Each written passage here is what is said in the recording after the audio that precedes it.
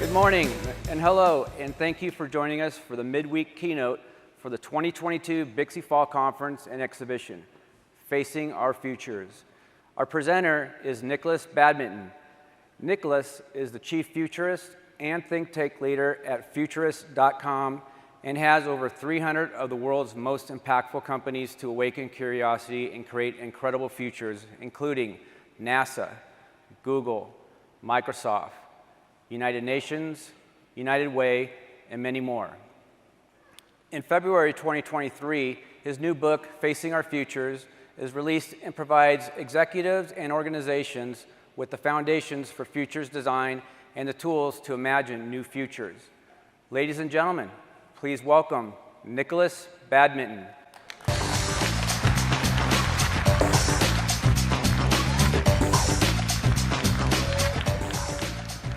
Thank you so much. Good morning. Everyone to the side is like, we had a rough night in Vegas last night. Good morning. Okay, great. Good morning. My name's Nick Badminton. I'm a futurist. That means I help my clients look out 5, 10, 20, 30, 40, 50, even 100 plus years ahead to what might be. This keynote's called Facing Our Futures, and it's about wondering how the world is going to be. But I kind of started off thinking about our futures very early in life. On the left-hand side, we've got the Usborne Book of the Future. At the age of 8, my father bought me this book. It was about this amazing world where we'd be living under the sea, and we'd be living on the moon. We'd have wearable computing, and robots, and hyperloops, and all kinds of miraculous, crazy technologies. And we didn't quite get there by the year 2000. We're not quite there in the year 2022. But this year, I've just finished my first book that's coming out next year called Facing Our Futures. So we've kind of gone full circle. Now, back in the day when I was reading this book about, the possible futures ahead of us, I was also learning to program computers. In fact, I've got a secret. I'm a certified technical architect, and I spent many years in server rooms building hardware and also programming systems and very large data infrastructures to do behavioral targeting and a number of other things. But what all of my career and all of this inspiration to think about the things that might happen in our futures has done is created a curiosity and a drive to really wonder what comes next. But what I do is I try to sort of ground our thinking in the industrial revolutions that have come before us the last sort of 300 years or so. So there's like 3 different dimensions of change that have been prevalent. There's information, there's energy, and there's transportation. And we've seen huge innovations in all of these over the years. And what's really interesting is, towards the end of the 90s, we saw a really diverse mix of powerful companies in the world. These were the top companies by GDP in the world. So Microsoft, GE, Cisco, Exxon, Walmart, Intel. A nice mix of different companies that are kind of changing the world. Very modest valuations. But now we're living in a world of the 4th industrial revolution. Everything is connected by the internet. And now what we have is we've got information traveling faster than we've ever seen it travel through social media and the such like. We've got renewable energy, we've got automated transportation, and everything that goes behind that. This last 300 years has been incredible. In fact, I think in the next couple of decades, we're going to see a huge acceleration for change that even the last 100 years is going to seem like a slow pace. And the world is connected by people like you in the industry to ensure that the entire world can continue growing and to ensure that we're going to be resilient going forward. But now, we've kind of got a crazy world of valuations where the majority of the most powerful companies in the world are driven by data.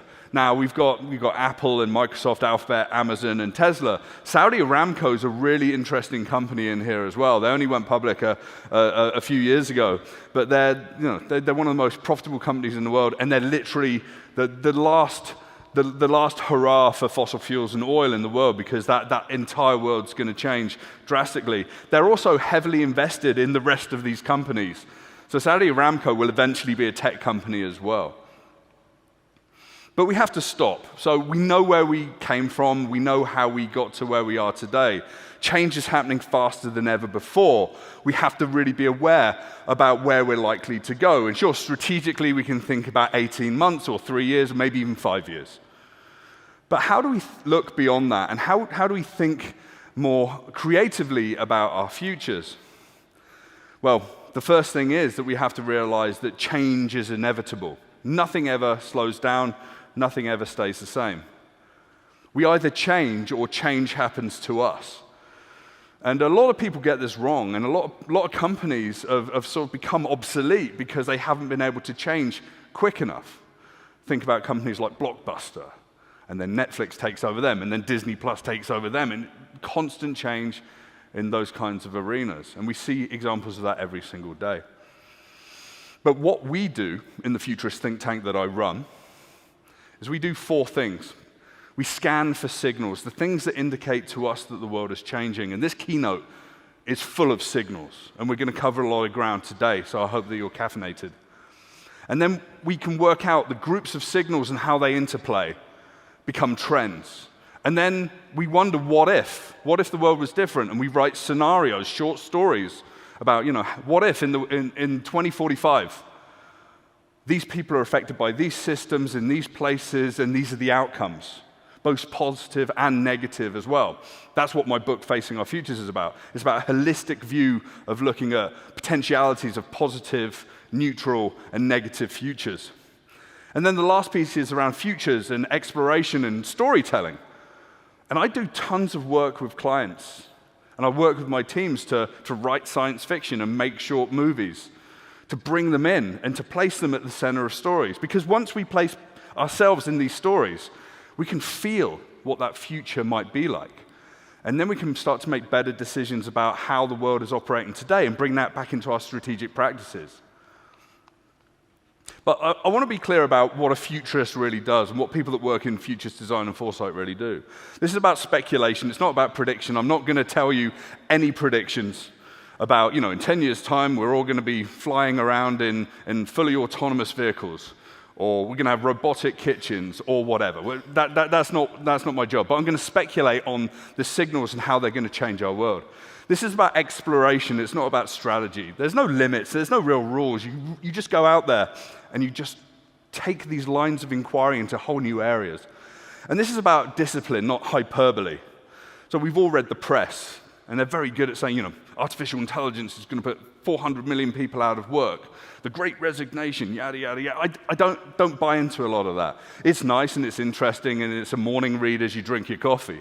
But this is about a discipline. This is about following this. And I've been doing futures work for many decades, and very seriously for the last 10 years or so. And this is sort of 7 days a week, 16 hours a day kind of activity for me. I don't switch off. I'm always soaking up things. And I've had the chance to sit down and chat to some people from Bixby that are attending and really understanding what they're thinking as well. And that's really, really important. But when we think about futures design and foresight, which is the discipline, it's kind of the missing link between strategic planning, design, and disruption. In fact, disruption is the proper term to use when we talk about change. Change is kind of soft. Disruption is a hard word that says, okay, things are coming to change your industry. Things are going to stop, things are going to transform, things are going to collapse, and we need to really embrace all of these things and then bring it back to strategic planning. And what I do talk about is shifting our mindsets from what is, what we have to do every day, what we're planning to do in the next few months or a couple of years, to what if. Ask yourself the question, what if the world was different? What if this industry changes? What if our industry changes? And what are the effects of that? And that's what we do with the scanning and the trends and the scenarios and the futures that we explore together. So I'm going to go through a number of different areas of signals that I think are really important to understand. I'm not really going to talk deeply about your industry and futures within that realm. I'm going to be adjacent to it. And the things that are going to affect your industry, or I feel are going to affect your industry as well. And there's going to be some questions at the end. So I really look forward to hearing some of those questions and being challenged as well. So let's start off by taking a big view of the world, the global megatrends. Now, the first thing that we're starting to see change is economic power. By 2030, some people are speculating that China will be number 1, India number 2, huge populaces in the world, with the US slipping down into third spot. The dynamics that come from it, the geopolitics, we're already starting to see this play out today. It's interesting, especially with the Ukrainian conflict, as it's unraveling and who's taking which side and how that's working. Populations are shifting as well. The largest growth of population in the world will be in sub-Saharan Africa. The average age of a person in Africa is 18 years old, median age. The cities and the countries within Africa are going to explode with growth. This is going to be a new frontier of new innovations and great thinking and entrepreneurship and infrastructure needing to be established. And with that, we're sort of seeing a trajectory towards the year 2100 where megacities are going to become exponentially bigger than they are today. In fact, some people are speculating and forecasting that Lagos, Nigeria, is going to be 55 million people by 2050 and 88.3 million people by 2100. And Mumbai is going to be over 50 million, and a lot of other different countries. And if you see this, the top 20 cities by population, megacities, none of this is in North America or South America, not in Europe. This is all happening in sub-Saharan Africa, and it's happening in Southeast Asia. These are going to be the power brokers over the next few decades. So are we ready for that? What if this does become true, and what if it changes our business? Where are we going to work? To layer on top of population growth in megacities, we have to bear in mind climate. And this morning we've been welcomed by thunder and lightning. Maybe they knew I was coming to talk. But we've got the Paris Agreement, and all these countries have got together, and they're kind of not really doing enough. The planet is warming. We're going to hit 1.5 degrees, probably going to hit 2 to 2.5 degrees. Weather's going to get funkier. We've already seen that this year. Climate is going to continue to change. And if we were going to limit warming to 1.5 degrees, which is like the target by the IPCC, a whole number of other organizations, we kind of have to drastically change everything today. And unfortunately, we're going so fast in our infrastructure in terms of, energy and transportation isn't going to change that quickly. But this is sort of leading us to the point where the climates and the emissions that we found being pushed into the atmosphere over the last 300 years during our industrial revolutions are accelerating drought in our world. And we've certainly seen that today. And it's causing huge amounts of problems and structurally across industries. Now, I talk about the water, energy, food nexus as being important things to really analyze and to understand the interrelation. I also talk about waste. I'm not going to go too much into that today. But we're going to see a reduction in yields of legumes and vegetables by 2100 due to water scarcity, like 35%. By the end of this decade, 2030, 40% shortfall of available water is going to affect 98% of electricity generation. So the clock is ticking, and it's really something that we need to pay attention to. And from an infrastructure and connectivity perspective, all of the systems that are going to help us navigate our way out of potential tough times is going to be built by people like you and the companies that you work for. But there are some people out there that speculate on how the world could be. So this is a chart by Carl Burkhardt, formerly of Stanford, and he speculated, and the team that he worked with speculated that about 139 different countries could come together and make policy decisions, investment decisions in new infrastructure, renewable energy away from fossil fuels, and get to a world where by the sort of the mid-1930s, by the mid-2030s, we're going to be in a world where there's going to be more hydro and geothermal and solar and wind, and these kinds of energy sources that are not going to be emitters of greenhouse gases. And it's interesting to think about that. So is it possible? What if these changes actually happened? But I think one of the biggest structural changes to the world is going to be in the arena of energy. And here's a picture of the idea of a global energy supergrid. The idea that there would be an internet of energy with renewable energy hubs around the world feeding that, and we're going to be doing real-time trading and transmission of energy from country to country is really interesting. They're already doing it in Asia. They're already doing it in Northern Europe. They're already starting to work it out, and they're already saying that our energy networks need upgrading today. And this big idea is not only going to provide potentially free energy around the world, it's also going to be the basis of geopolitical turmoil. Right? Who's going to turn off the switch from country to country if there's some problems? We're already seeing shades of that with what's happening between Russia and Europe. So thinking about those scenarios, so what if we refocus global collaboration on addressing climate change and resiliency? What if we create true global connectivity and collaboration? And what if geopolitics become more complex? How does that affect your business? And if that changes over the next 5, 10, 20 years, what can you do today to shore up how you operate? The next thing I'm going to talk about is about data and algorithms and the ecosystems that really bind everything together. Data is a currency in our world that drives all companies. In fact, we've seen a huge amount of technology over the last 50 years come up and really inspire us to think differently about human augmentation and how we operate. So top left, Douglas Engelbart, 1968, the mother of all demos, the world's first personal computer demo. Lots of people were saying, yeah, we're not going to have personal computers. That's rubbish. And now we've all got smartphones in our pockets. On the right-hand side, the world's first VR headset. It's called the Sword of Damocles, around about the same time, 1968, 1969. The bottom left, MIT's Media Lab, the wearable computing revolution. In the late 80s, early 90s, Steve Mann, who's the chap at the back, who's at the University of Toronto, met him, great guy, invented the whole arena of wearable computing.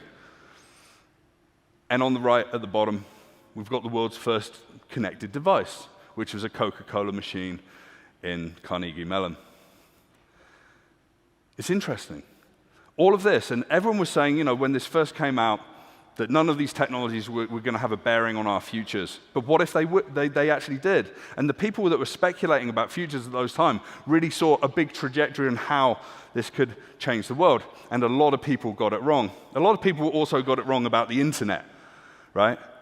It started out by being connectivity across universities as it went from ARPANET, which was more military-based, into a public domain.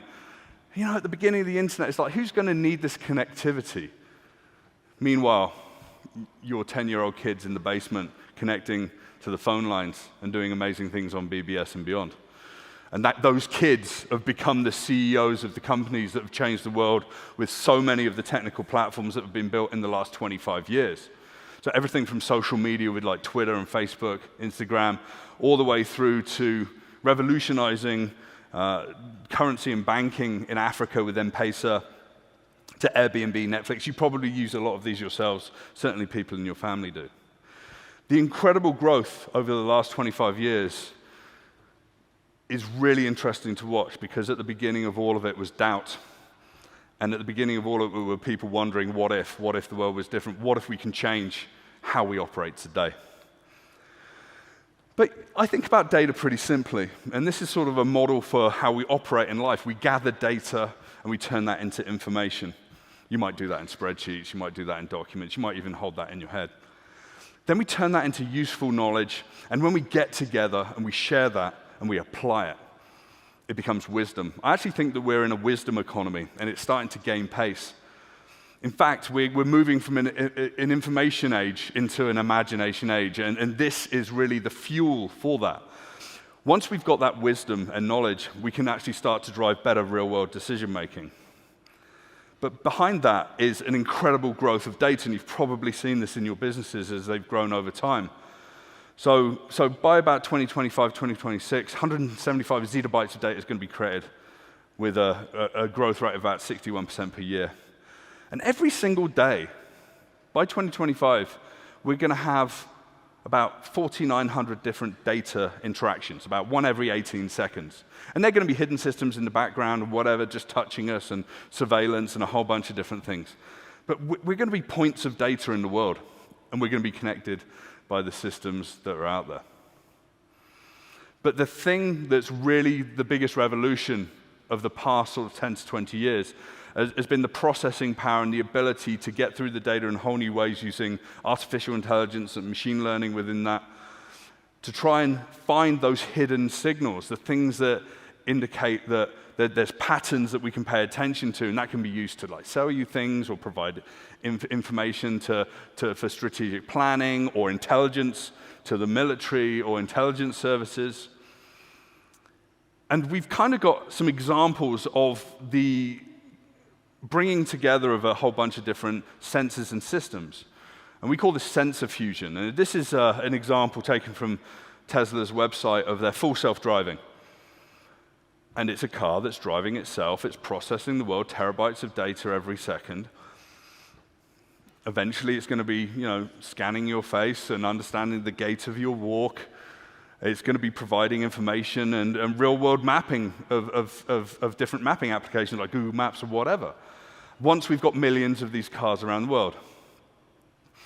And whilst there's a lot of skepticism about full self-driving, automated vehicles or whatever, remember there was huge skepticism in the late 60s and early 70s and 80s around the technologies that I spoke about.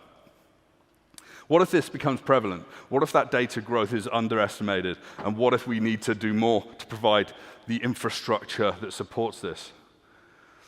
And these machine learning systems are going to be prevalent in many different parts of life. I mean, we're already seeing them get really good at translating languages in real time, writing high school essays, driving trucks. I gave a presentation in Nashville to a truck driver recruitment association and all of their clients. And it was like, we're going to have automated trucking across the states. There's going to be humans involved, but there's going to be, there's going to be some efficiencies realized by these trucks that can go from point A to point B on their own. But then it gets really, really weird. So, writing a best-selling book. Honestly, I wish I had a computer write my book. It's a labor of love. And there are some people out there that do generate books today using algorithms. It's not prevalent, but it will be by 2049. 2053, working as a surgeon. Who would like to roll into a hospital, swipe a card, robots dress you in your gowns, and you get rolled into a theater? Can I just see a show of hands? There's one person. There's already robotic surgery happening today with when people have appendicitis, taking their appendix out, it's starting to happen. It's got a huge oversight for humans and whatever. They're already starting to do operations in clinical settings on pigs and whatever. It's really interesting. Is it likely? Yes. Will it be done with oversight and will humans be involved? Absolutely it will. And that's the important thing to realize, is that we're going to be involved with the machines. But that pulling of data and turning it into information is going to be done in an automated fashion using machine learning. If you love spreadsheets, say goodbye to spreadsheets, eventually. You might be doing spreadsheets as a hobby in the future, and that's okay. A lot of people do that as well. But the knowledge and wisdom and the acceleration of that will really accelerate how real-world decision-making is actually going to happen. And we're going to see evaluation, research, observation, and feedback is going to be a collaboration between human and the machine. These narratives around how the world is going to be taken over by robotics and machine learning systems is overstated. And really, in the last 300 years, when all this new technology came in, humans haven't really been replaced. We've just changed what we do. That's evolution. But what's really interesting is this human and the machine, the idea of intelligence augmentation is going to really catch fire and gain pace. So I don't really talk about artificial intelligence as much as I talk about this intelligence augmentation. You might have wearable computing, you might be wearing an Apple Watch or whatever. You've all got phones in your pockets. So that's one way of augmenting who we are, so we can track what we do. We're cyborgs. We might go into a future where, we take these glasses that are normal form factors from companies like Meta, ex-Facebook, and it might overlay data into our world and provide useful experiences about how that world might be. A lot of people are talking about metaverse right now. You'll see a lot of that in the press. I don't really talk about that. There's a lot more subtlety in terms of delivering data, making it useful, and applying it, certainly in an industrial sense, factory settings or in the fields for farmers and whatever. And there's a great designer out of the UK, he does speculative design, a guy called Keiichi Matsuda, and I show this to most of my clients. This is a video called Hyperreality. I'm just going to show a very short clip. What would the world look like if we're wearing these glasses with these form factors and maybe useful data is provided, but also maybe advertisers get a hold of the whole experience as well. Estoy presente ahora y me amo. Estoy libre de mi ira. Estoy libre de mi tristeza. El amor es mi experiencia.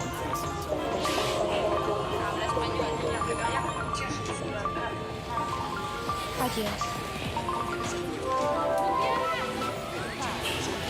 Olá, eu sou Maria.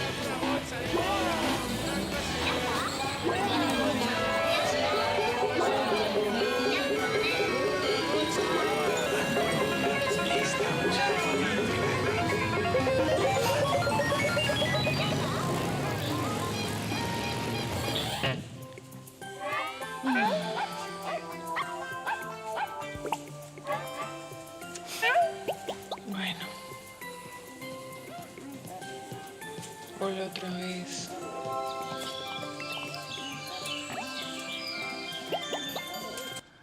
Now, this is kind of a dystopian vision of what the world would look like if suddenly advertisers hijack our brains. I was walking up and down the strip yesterday here in Las Vegas, and I realized that this kind of feels like Las Vegas. There's games everywhere. Everyone's kind of to draw you into different experiences. It's really interesting and exciting. Imagine if every single place you ever exist and operate in and work and time with the family feels like this. When we explore some of these dystopian ideas of our futures, we can really realize where the boundaries need to lay and where we have to make some regulatory and sort of like boundary decisions around the application of technology. But people are really investing in that right now. It's going to be interesting. But let's think about some scenarios. What if we embrace the power of data to accelerate humanity's progress? What if we look to more efficient data center connectivity and operations? We're going to need that for sure. And what if we frame this as an opportunity for human and the machine infrastructure? A lot of tech entrepreneurs don't think that way. They just want to automate everything, and they think that that's our future, and it's not. Our futures are very different. So let's think about cities and the resiliency that we need there. Barcelona in 2008 had a problem. It was hemorrhaging money. And the new mayor came in and realized with the recession it was going to get tough, and they had to work out how to make their city more efficient. So he formed 12 different areas of operation and investigation, and they wondered, what if we, revolutionized our lighting and our parking and our water systems and how government works and how people interact with us, how the streets are laid out in their entireties. And over the following few years, they started to save a lot of money, about $95 million a year on inefficient lighting. They replaced that. Parking, I don't think they used to charge for parking if you look at the numbers. The creation of super blocks and giving the city back to people. And they implemented the Internet of Things and sensors and devices and cameras and systems across so many different areas of the city. Healthcare, utility, security, mobility, economic development, housing, and the such like. That became this ecosystem of connectivity and data and application in the real world. People call this smart city infrastructure. And then smart city infrastructure, I think, steps beyond just technical infrastructure perspectives into actual architectural urban planning as well. Sponge cities is the idea that we've got a world that's less concrete and impermeable and something that can soak up the water that drops on our cities. Rain gardens and things like this can actually lower the temperature of cities, which is going to be hugely important over the next few decades. We're going to be seeing that this is going to become prevalent. We're going to have to change how our cities are actually structured, so we've got more of these green spaces. It's as important than any sort of technical infrastructure. We're going to have buildings that consider their water usage differently. If you go to San Francisco and you see Salesforce Tower, tallest building in San Francisco, they save 7.8 million gallons of water every single year because they've got a black water system inside their building. All of the building gets reused. And it actually stops drawing on the city's resources, which is hugely responsible, but was also a way to save a ton of money. And we're going to start seeing the gray water and black water systems becoming prevalent in life. And behind them are the controllers and the infrastructure that we need to implement. fascinatingly enough, as I was walking through Mandalay Bay on Monday, I saw that there was a screen, and it was like, we've got 28,000 photovoltaic cells on the roof of this casino, which is amazing to me. But then when I started digging in further into this, I need stats. Once I see stuff like that, I need stats. They've actually got a solar array outside of Las Vegas. It's about 600 acres, 300,000 photovoltaic cells, solar cells. Generates about 100 megawatts and deals with 90% of all the energy they need during daylight hours for all of their properties, for all of MGM's 13 different properties. It's incredible. Smart people think differently and want to change the infrastructure within which they live. They want to become autonomous in a way. I'm not talking about machine learning. I'm talking about, in charge of their own destiny. And then there's lots of systems that are really starting to use that electricity, and we're going to have to generate more than ever before. So, the Tesla Semi, fully electric. In Norway, they're really embracing electric vehicles and a lot of electrified infrastructure. Electric boat ferries. In China, container ships go up and down the Yangtze, 40 miles up, 40 miles back. Takes 4 hours to recharge this boat. Ironically, they take coal up the Yangtze. Sounds like a euphemism as well. But what's interesting is China is full in on electrification. They're rolling out about 10,000 buses in cities across China every 5 or 6 weeks. So this electrification is going to be a trend that we're going to see more of. In fact, electric vehicles are going to be part of that as well. Hands up who drives an electric vehicle in the room. Yeah, there's a few. Within about 8 to 10 years, you're probably going to find about 75% of the room will have their hands up. It's not because necessarily it's cleaner, it's just better technology. I've been driving pure electric for the last 6, 7 years. It's a struggle when you do things early, like battery resiliency, a whole bunch of different things. Early doors technology is a challenge. But we're going to see more and more people in the world driving. It's about 21 million people drive electric vehicles in the world. It's going to come to industrial infrastructure first. But then this is going to be how you fuel up. You're going to be parked at a Starbucks for like 20 to 40 minutes with your $12 latte and your free electricity. And gas stations won't exist. I gave a presentation around this sort of idea about 7 years ago in Montreal to a fuel marketing association. And after the talk, where I spoke about the end of oil and this electrification of infrastructure, at the cocktail party, no one spoke to me. Can't we just get more efficient cars? No, that burn gasoline more efficiently? No, it's not going to happen. Enzo Ferrari, we're never going to make an electric vehicle in Ferrari. It's all going to be electric by the 2030s, right? What if the world changed? And now we've got big thinkers thinking about transportation, fully automated electric vehicles from people like DB Schenker. This is a company called Einride that they've created. And they're going to be able to platoon on highways on autonomous lanes and take goods from A to B, 24/7, 365. Ideas that you can actually build all of the logistics infrastructure under the country are coming in as well. This is in Switzerland. Building tunnels underneath the country to take goods from A to B. What if this was the way that we dealt with the logistics? They're doing this in the UK as well. They've already got a 180-mile ecosystem for transportation of goods using drones across southern England. Super interesting. These are early doors. These are the experimenters, the big thinkers, the people that are challenging how the world operates today and say, what if we invest in these different kinds of ways of thinking, different business models, different technical infrastructures. Maybe we're going to end up with Amazon warehouse blimps over our cities and autonomous drones dropping your goods within the hour. Right? Could you imagine that? This was actually a prank that was done on April Fool's Day a couple of years ago. And someone did this amazing animation. It was like, whoa, Amazon's doing this? Not really right now. But they've got the patent, right? The patent is already in. It's been in for a number of years.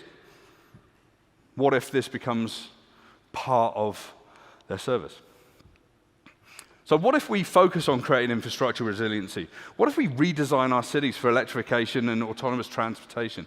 What if we connect and empower people in our communities in whole new ways? It's interesting to think about.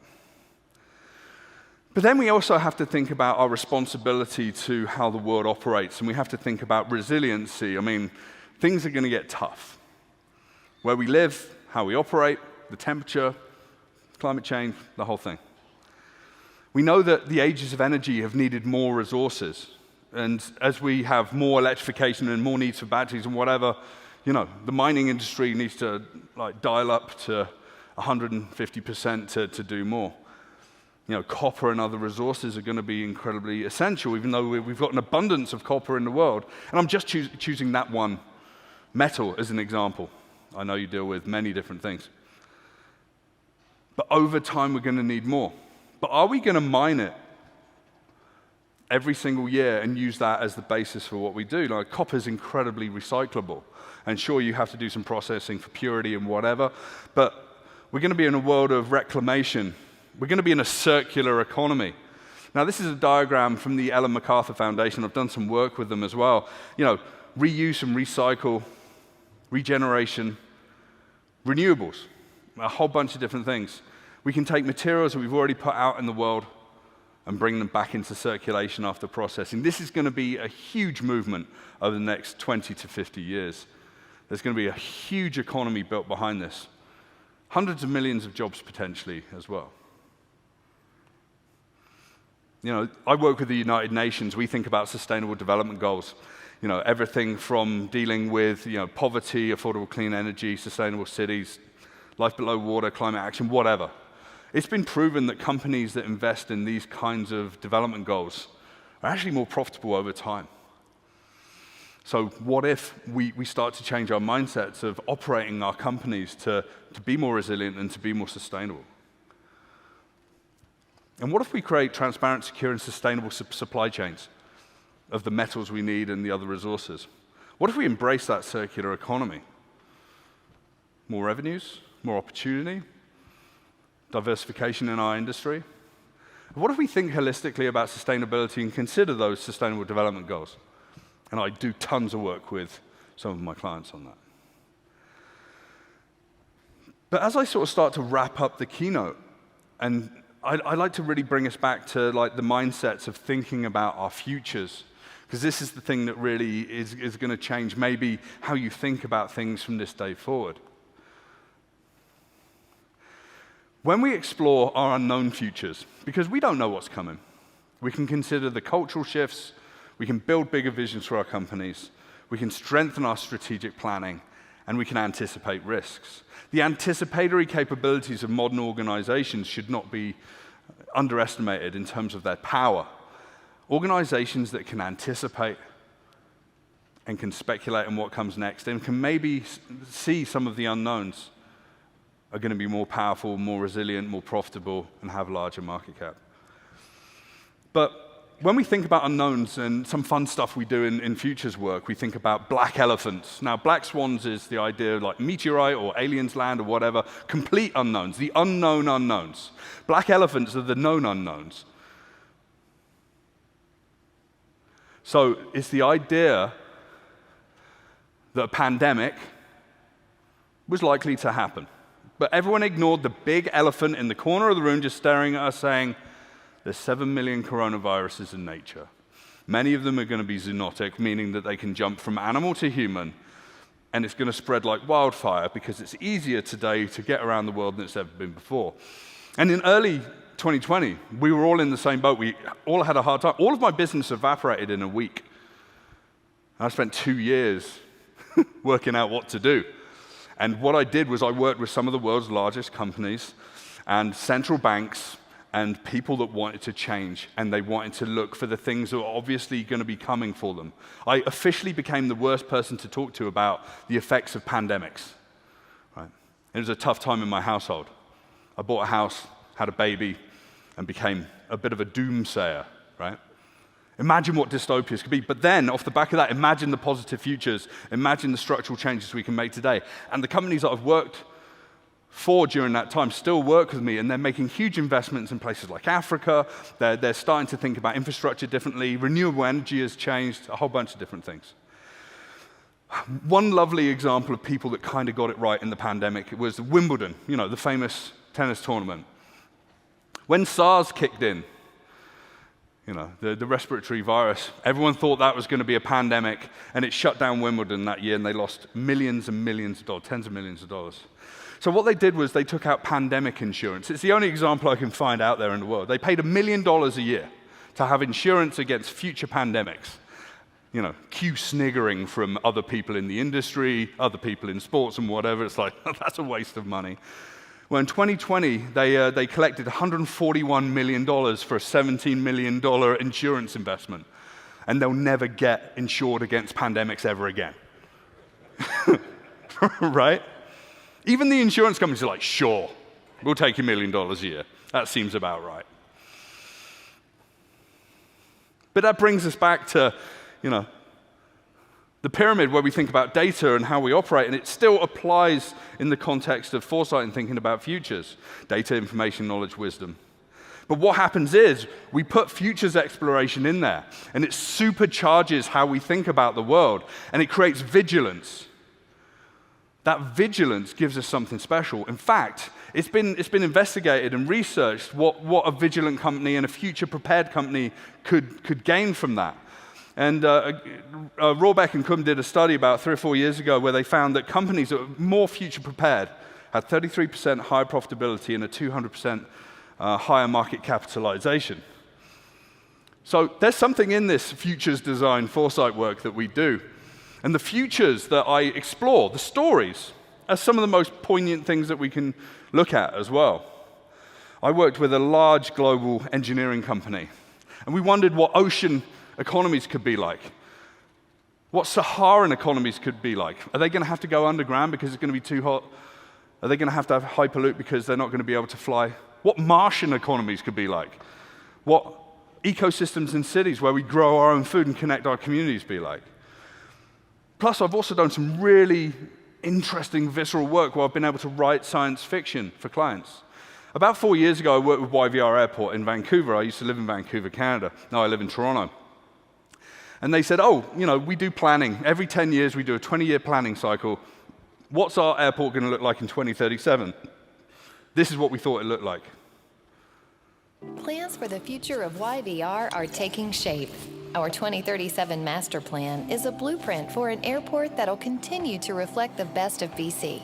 Sustainable, welcoming, and diverse. YVR will be a feast for the senses, a hive of activity and interaction, a business hub for entrepreneurs, and a unique retail experience that is second to none.